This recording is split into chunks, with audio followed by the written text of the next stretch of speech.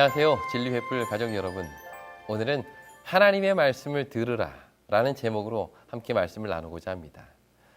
성경은 각 시대마다 그 시대를 정의하는 그 한 절의 문장들이, 성경절들이 있죠. 예를 들어 노아 시대를 정의하는 성경절은 창세기 6장 5절입니다. 여호와께서 사람의 죄악이 세상에 관영함과 그 마음의 생각의 모든 계획이 항상 악할 뿐임을 보시고, 이것이 노아 시대가 어떤 시대였는지를 정의하는 한 문장이죠. 죄악이 관영하고 모든 사람의 계획이 악할 뿐이었다. 결국 이러한 시대에 하나님께서는 홍수로 세상을 심판하신 것입니다. 또 사사기 시대를 보시면 사사기 17장 6절이나 21장 5절은 그 시대를 이렇게 정의하고 있습니다. 그때에 이스라엘에 왕이 없으므로 사람이 각기 자기의 소견에 오른 대로 행하였더라. 이 사사기 시대는 왕이 없었기 때문에 다 사람들이 자기 뜻대로 내가 원하는 대로 행하고 살았다는 것입니다. 성경은 왕이 없었다라고 말하지만 더 정확한 표현은 백성들 스스로가 각자의 삶의 왕인 것처럼 살았다. 그런 뜻으로 받아들일 수가 있겠습니다. 이처럼 성경은 그 시대를 바라보고 그 시대가 하나님 보시기에 어떤 시대였는지를 한 문장으로 요약해서 우리에게 보여주고 있는데요. 오늘 우리가 살펴볼 내용은 그 사사기 시대의 끝자락에 일어난 일입니다. 바로 엘리가 이스라엘의 사사 겸 제사장으로 있을 때의 이야기죠. 그렇다면 성경은 바로 그 시대, 즉 엘리가 제사장과 사사로 있었을 때의 그 시대를 어떤 시대로 정의하고 있을까요? 우리 사무엘상 3장 1절에 있는 말씀을 보시겠습니다. 아이 사무엘이 엘리 앞에서 여호와를 섬길 때에는 여호와의 말씀이 희귀하여 이상이 흔히 보이지 않았더라.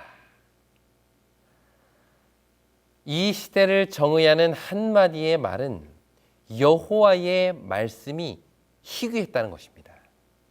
엘리가 제사장으로 있을 그때에 그 시대는 여호와의 말씀이 희귀한 시대였죠. 우리는 보통 여호와의 말씀이라고 하면 무엇을 생각하시죠? 하나님의 말씀, 성경을 생각합니다. 기록된 말씀을 떠올리게 되는데요. 하지만 여기서 말하는 여호와의 말씀은 기록된 말씀이 아닙니다. 그 당시에는 성전에 기록된 말씀, 즉 율법책들이 있었죠. 그럼에도 불구하고 성경은 그 시대를 여호와의 말씀이 희귀한 시대였다라고 말합니다. 그 이유가 뭘까요? 여기서 말하는 여호와의 말씀은 바로 선지자들을 통해서 말씀하시는 신적 계시를 의미했기 때문입니다. 다시 말해 비록 이 당시에도 여전히 기록된 하나님의 말씀이 있고 제사장들과 레위인들뿐만 아니라 일반 백성들도 그 책에 어떤 말씀이 기록되어 있는지를 잘 알고 있음에도 불구하고 하나님께서는 그 당시 선지자들을 통하여 당신의 백성들에게 말씀을 전달하시는 일이 거의 없었다는 것입니다. 하나님이 침묵하는 시대였던 것이죠. 그 이유가 뭘까요? 왜 하나님께서는 침묵하신 것일까요? 여러분은 하나님이라고 하면 어떤 이미지가 떠오르십니까? 과묵하고 말수가 적으신 아주 엄한 아버지 같은 분이 떠오르세요? 아니면 자녀들과 같이 벤치에 앉아서 이런저런 이야기를 나누시는 좀 다정한 아빠의 이미지가 떠오르십니까? 하나님은 말씀하시기를 그 누구보다도 즐기시는 분이십니다. 물론 어떤 경우에는 엄하고 과묵한 분으로 묘사되기도 하지만 하나님은 본래 이 말씀하시기를 좋아하시는 분이십니다. 성경이 묘사하고 있는 하나님의 첫 번째 모습 뭘까요? 그것은 바로 말씀하시는 하나님입니다. 하나님이 가라사대 빛이 있으라 하시니 빛이 있었고, 즉 하나님은 처음부터 말씀하시는 하나님이십니다. 그리고 그렇게 만드신 세상에 찾아오셔서 아담과 하와를 찾으시고 그들과 대화하기를 좋아하시는 분이 바로 우리 하나님이시죠. 비록 죄로 인해서 인류는 하나님과 직접적인 대면을 할 수 없게 되었지만 그 이후에도 하나님은 여전히 선지자들을 통하여 말씀하시고 그들에게 자신의 뜻을 전달하기를 기뻐하신 것입니다. 하지만 이 당시 상황은 하나님께서 입을 다무시는 상황이었습니다. 말씀하시는 하나님이 더 이상 말씀하지 않으신 것이죠. 왜 그럴까요? 왜 하나님께서는 더 이상 백성들에게 말씀하지 않으신 것일까요? 우리는 그 이유를 사무엘상 3장 1절에서 찾을 수 있습니다. 다시 한번 보겠습니다. 아이 사무엘이 엘리 앞에서 여호와를 섬길 때에는 여호와의 말씀이 희귀하여 이상이 흔히 보이지 않았더라. 이 말씀을 잘 보시기 바랍니다. 성경은 때를 주목하고 있습니다. 어떤 때인가요? 사무엘이 엘리 앞에서 여호와를 섬길 때입니다. 이 말은 무슨 뜻일까요? 이때는 사무엘이 여호와 앞에 이스라엘의 대표자로 서지 못할 때였습니다. 그는 엘리의 가르침을 통해서 율법을 배우고 엘리의 지도에 따라 성전에서 섬기던 그런 일을 했던 것이죠. 그러므로 이때는 엘리야가 하나님 앞에 이스라엘의 대표자로 서 있을 때였던 것입니다. 성경은 바로 그때에 여호와의 말씀이 희귀했다라고 이야기를 합니다. 그렇다면 왜 하나님께서는 이 때에 말씀하지 않으신 걸까요? 그렇게 말씀하고 싶어 하시는 하나님께서 왜 엘리의 때에는 침묵할 수밖에 없었을까요? 그 이유는 그때는 엘리의 때는 귀를 닫아버린 때였기 때문입니다. 다시 말해 아무도 하나님의 말씀을 듣고 싶어 하지 않은 때였기 때문에 그분은 침묵하신 것입니다. 이스라엘의 영적 지도자인 엘리로부터 시작해서 백성들에 이르기까지 자기 소견에 옳은 대로 행하기를 좋아하고 아무도 하나님의 뜻을 묻지도 않는 시대, 그 시대였기 때문에 하나님은 말씀하지 않으신 겁니다. 하나님의 뜻에 관심이 없고 그분의 음성에 아무런 흥미가 없는 때가 바로 그 때였던 것이죠. 이렇게 엘리의 시대는 점점 말씀이 희귀한 시대, 그래서 점점 어두움에 빠져가는 시대, 바로 그 시대였던 것입니다. 하지만 하나님께서는 말씀이 희귀한 때의 속에서도 또 다른 때를 준비하고 계셨습니다.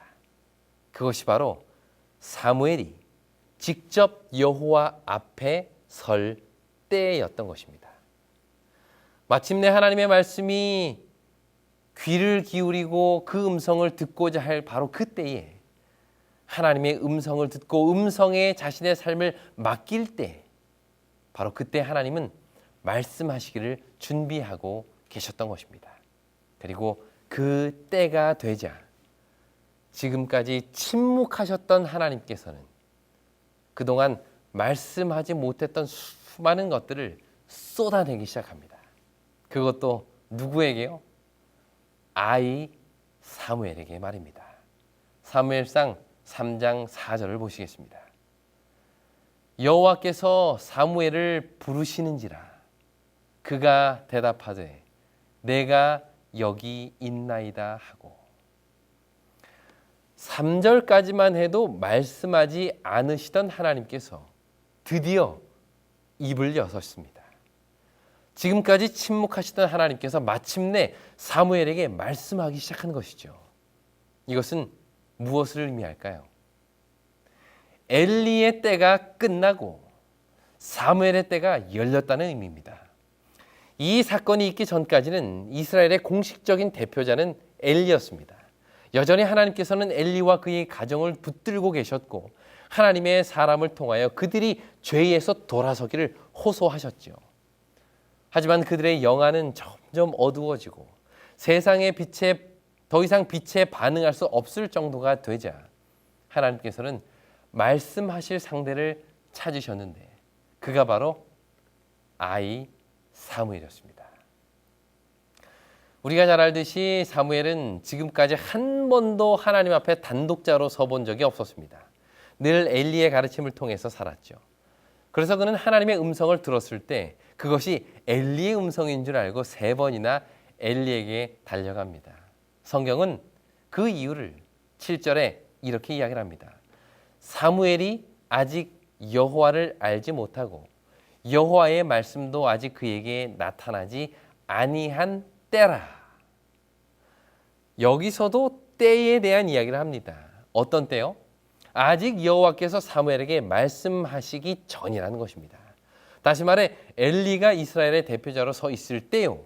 말씀이 희귀하여 이상이 흔히 보이지 않았던 때였던 것이죠. 지금까지는 그랬습니다. 하지만 침묵의 때가 끝나고 마침내 하나님께서는 사무엘에게 말씀하시기 시작하신 것이죠. 이날 여호와께서 사무엘에게 직접 말씀하신 것은 이제부터 이스라엘의 대표자는 엘리가 아니라 너 사무엘이다 라는 그런 의미인 것입니다. 지금까지는 사무엘이 엘리 앞에서 여호와를 섬겼지만 지금부터는 사무엘이 직접 여호와의 음성을 듣게 된 것입니다. 이렇게 말문이 트이신 하나님께서는 사무엘이 죽을 때까지 끊임없이 그에게 말씀하십니다. 그리고 사무엘은 언제나 그 말씀을 들었죠. 그는 순종이 제사보다 낫고 듣는 것이 수양의 기름보다 낫다는 원칙을 삶으로 보여주었습니다. 그리하여 하나님은 그가 죽는 순간까지 그에게 말씀하시기를 멈추지 않으셨던 것이죠. 하나님은 이처럼 자신에게 귀를 기울이는 자에게 결코 말씀하기를 멈추지 않으시는 것입니다. 이처럼 하나님께서는 사람을 찾으십니다. 어떤 사람이요? 말씀할 수 있는 사람, 말씀을 들을 수 있는 사람, 대화의 상대를 찾고 계십니다.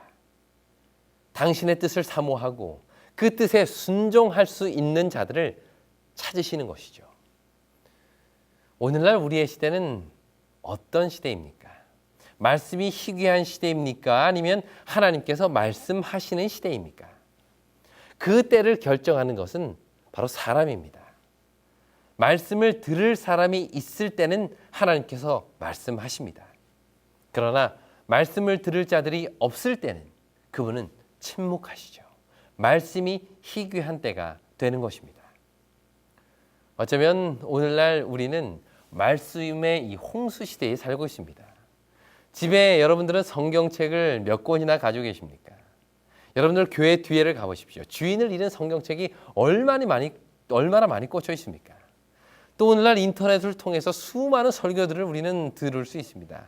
여러 유명한 목사님들의 설교가 매주마다 쏟아져 나오고 있죠. 그러나 그럼에도 불구하고 여전히 여호와의 말씀이 희귀한 시대를 살고 있지는 않으신가요? 엘리의 시대도 마찬가지였습니다. 그에게는 분명한 하나님의 율법이 있었죠. 그리고 그 율법을 읽고 가르쳤습니다. 엘리의 아들들도 어려서부터 기록된 율법을 배웠고 하도 들어서 그 내용이 머릿속에 그들도 기록되어 있었을 것입니다. 그럼에도 불구하고 그들은 여전히 말씀이 희귀한 시대를 살았습니다. 이것이 무엇을 의미할까요? 말씀이 희귀한 시대란 말씀이 없는 시대가 아니라 말씀을 들을 사람이 없는 시대인 것입니다.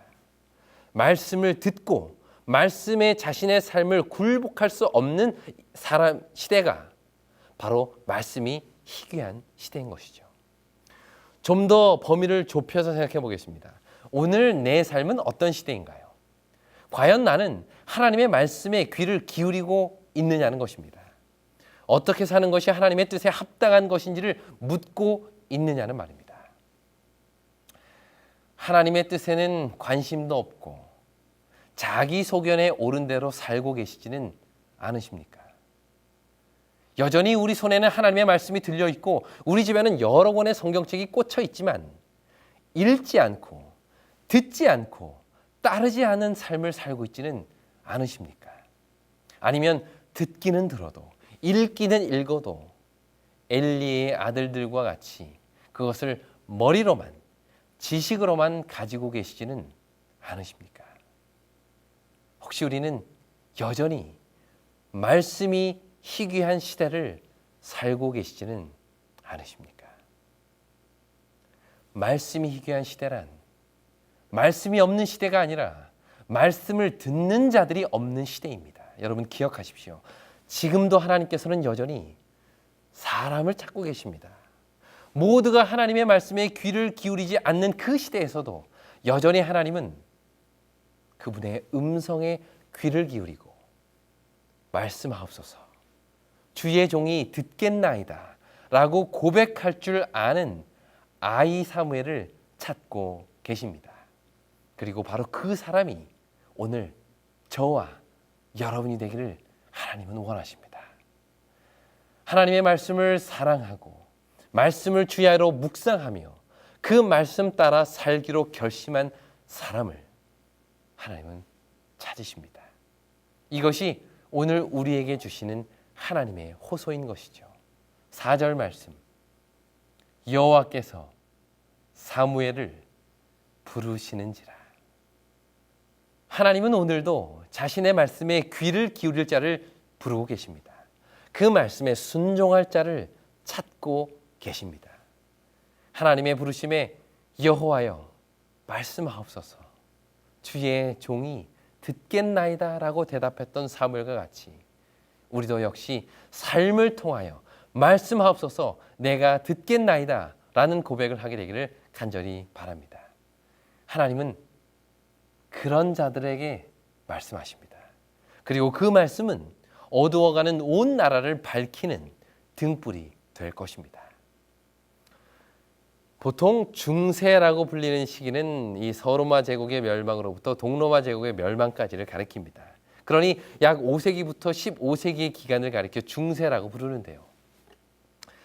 그런데 중세에는 특별한 별명이 붙여져 있습니다. 그것은 바로 암흑이라는 별명이죠. 그래서 흔히 이 시기를 사람들은 중세 암흑 시대다라고 부릅니다. 그렇다면 사람들은 왜 그 시대를 암흑 시대라고 부르는 것일까요? 이유는 간단합니다. 빛이 없는 시대였기 때문입니다.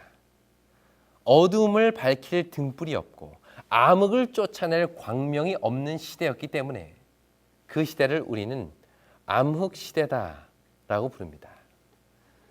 중세를 암흑 시대로 만든 가장 중요한 이유 중에 하나는 말씀의 부재였습니다. 백성들에게 하나님의 말씀이 없었다는 것이죠. 그 당시 교회는 막강한 권력으로 사람들로부터 성경을 빼앗았습니다. 그 당시에는 개인이 성경을 소유할 수도 없었고 읽을 수도 없었죠. 단지 성경은 교회에서 배우는 것일 수밖에 없었습니다. 그렇기 때문에 교회는 자기 마음대로 성경을 왜곡해서 가르칠 수 있었고 무지한 백성들은 그것이 진리인 양 따라갈 수밖에 없었죠. 이처럼 말씀이 없는 곳에 어두움이 임했고 그 어두움은 무려 1000년 가까이 세상의 하늘을 가리고 있었던 것입니다. 그러던 중 말씀의 빛을 받아든 한 사람이 등장을 하죠. 그가 바로 마르틴 루터입니다. 물론 루터가 등장하기 전에도 여전히 어둠 속에서 진리의 등불을 지키고 왔었던 사람들이 있었습니다. 그러나 루터를 통해서 그 빛이 보다 분명하게 또 확실하게 전파되기 시작합니다. 그는 대학 도서관에서 서적을 통해서 여러 연구를 하고 조사를 하다가 우연히 라틴어로 된 성경을 발견하게 됩니다. 그는 이러한 책을 본 적도 없었고 이런 책이 있는지도 알지 못했다고 합니다. 그는 단지 예배 시간에 읽어주는 몇몇 성경책들이 성경의 전부인 줄로 생각하고 지냈죠. 그런데 이때 처음으로 그는 성경의 전부를 보게 된 것입니다. 그때부터 그는 하나님의 말씀을 연구하기 시작합니다. 말씀이 없어 어두운 시대, 말씀을 듣지 않아 어두운 그 시대에 드디어 하나님께서는 말씀을 듣기 원하는 한 젊은 수도사를 통하여 말씀하시기 시작합니다. 그리고 그렇게 시작된 작은 빛은 오늘날 온 세상에 진리의 빛을 보다 분명히 밝히는 불씨가 된 것이죠. 이처럼 하나님께서는 언제나 당신의 말씀에 귀를 기울이고 듣기 원하는 자들을 찾으십니다. 그 시대가 아무리 말씀이 희귀하고 아무리 어두움이 가득한 시대라 할지라도 하나님은 여전히 사람을 찾으시고 그 사람을 통하여 세상에 빛을 전하십니다. 아이 사무엘이 그랬고 말틴 루터가 그랬습니다.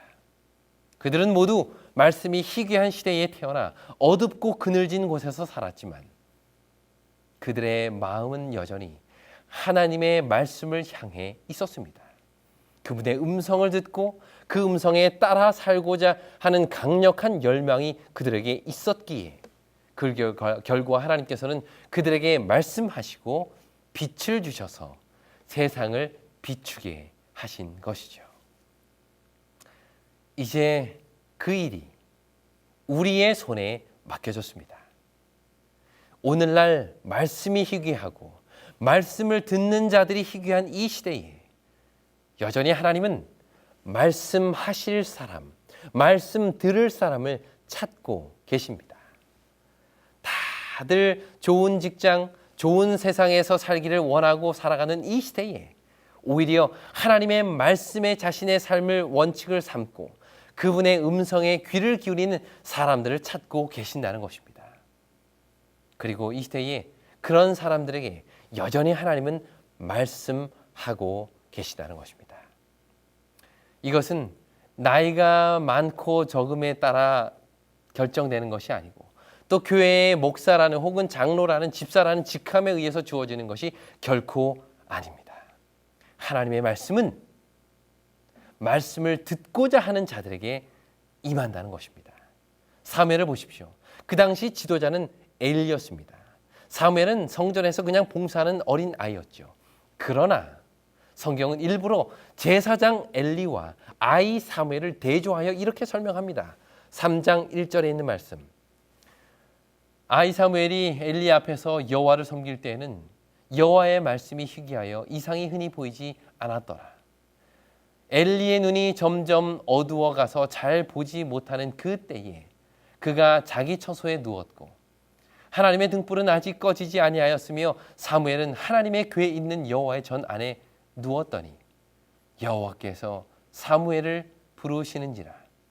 그가 대답하되 내가 여기 있나이다 하고. 성경은 두 지도자를 대조해서 보여줍니다. 엘리는 나이가 많았지만 사무엘은 아이였습니다. 엘리의 시대는 여호와의 말씀이 희귀했지만 그 시대에도 또 여호와께서는 사무엘에게 말씀하셨죠. 엘리의 눈은 점점 어두워갔지만 여전히 하나님의 등불은 꺼지지 않았으며 마지막으로 엘리는 자기 처소에 누웠다고 말하지만 사무엘은 하나님의 궤에 있는 여호와의 전 안에 누웠다라고 성경은 이야기를 합니다. 비록 그 상황을 성경은 간단하게 소개하고 있지만 그 짧은 묘사 속에서 많은 내용을 우리는 얻을 수가 있는데요. 먼저 이 두 사람의 나이입니다. 엘리는 늙었지만 사무엘은 아이였죠. 이스라엘 문화는 나이가 매우 중요합니다. 잠언서 16장 31절에도 보면 백발은 여호와의 면류관이다 라고 이야기를 합니다. 그러나 나이는 하나님과의 관계를 대변해 주지는 못합니다. 백발이 여호와의 면류관이 될 수 있는 이유는 그가 걸어온 길이 영화로운 삶이었기 때문에 그럴 수가 있는 것이죠. 성경은 이 당시 사무엘의 나이를 말하고 있지는 않지만 예수님 당시에 살았던 역사학자인 요세푸스는 사무엘의 이 당시 나이를 12세로 기록하고 있습니다. 우리 나이로 초등학교 한 6학년에서 한 중1 정도 되는 것이죠. 반면에 엘리의 나이는 사무엘상 4장 15절을 통해서도 알 수 있듯이 90이 가까이 된 아주 연로한 나이였습니다. 이것을 통해서 우리는 하나님의 관계는 결코 나이나 경험이나 지식에 의해 결정되지 않음을 알 수가 있습니다. 늘 성경을 가르치고 설교하는 저보다도 어린이반 혹은 학생반에 다니는 어린 아이들이 하나님의 뜻을 더 분명하고 명확하게 분별할 수도 있다는 것입니다. 다시 말해 나이는 하나님의 관계의 조건이 되지 않는다는 것이죠. 둘째로 성경은 엘리의 눈이 점점 더 어두워가서 더 이상 보지 못하게 되었다라고 이야기를 합니다. 그런데 재미있는 것은 바로 그 전 1절에 이상이 흔히 보이지 않았다라는 말과 엘리의 눈이 점점 더 어두워갔다라는 이 두 표현을 서로 연결지어서 설명하고 있다는 것입니다. 무슨 뜻일까요?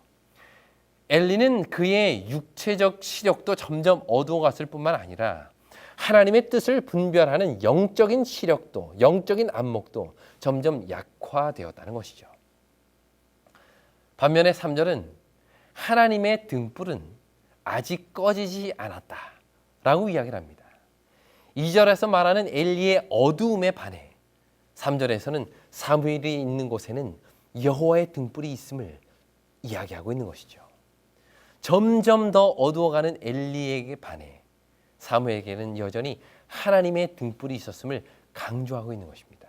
이것이 사무엘상 전체의 이야기를 아우르는 희망의 복선이 된 것입니다. 마지막으로 성경은 엘리는 자기 처소에 누웠고 사무엘은 하나님의 궤에 있는 여호와의 전 안에 누웠다라고 이야기를 합니다. 여기서 말하는 엘리의 자기 처소는 아마 이 성막 입구 쪽에 있는 한 별관 정도로 우리가 볼 수가 있습니다.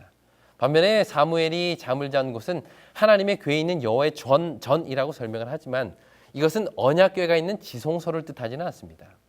아마 이곳은 사무엘이 누운 이곳은 아마 언약궤가 안치되어 있는 그 여호와의 전 주변에 제사장이나 레위인들을 위해서 지어놓은 한 거처로 이제 추측을 할 수가 있습니다. 그런데 성경이 강조하고 싶은 것은 단순히 그들의 거처가 어디였느냐 하는 것이 아닙니다.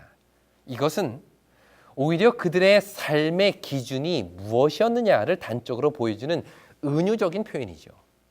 성경은 엘리가 자기 처소에 누웠다라고 말합니다. 이것은 자기 중심적인 삶을 나타냅니다.